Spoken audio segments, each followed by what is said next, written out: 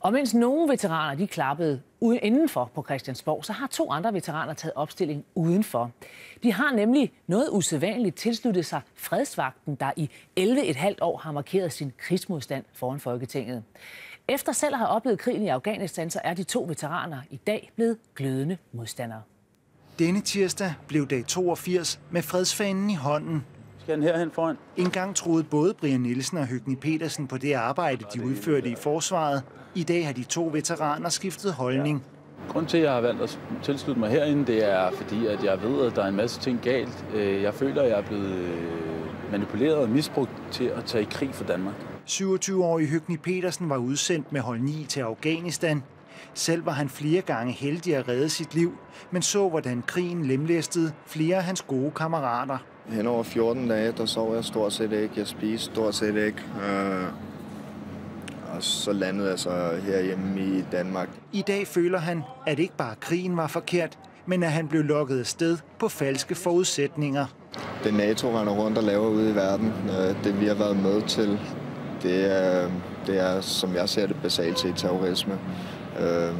Vi hjælper ikke rigtig nogen ved det, vi gør. Landene ser meget værre ud, end det vi kom.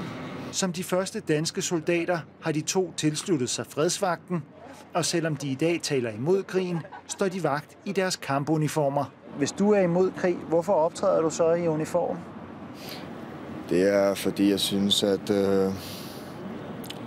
mænd i uniform bliver nødt til at se, hvad det er, vi bliver brugt til. Se det større billede i, hvad vi bliver brugt til. For mig ser det et klovnekostyme, og det handler om at skabe lidt opmærksomhed omkring det. Diskussionen tager de med alle, som vil lytte. Han er en gammel jægersoldat. Jeg kunne da godt lige komme over og spørge, hvorfor vi står i vores uniform.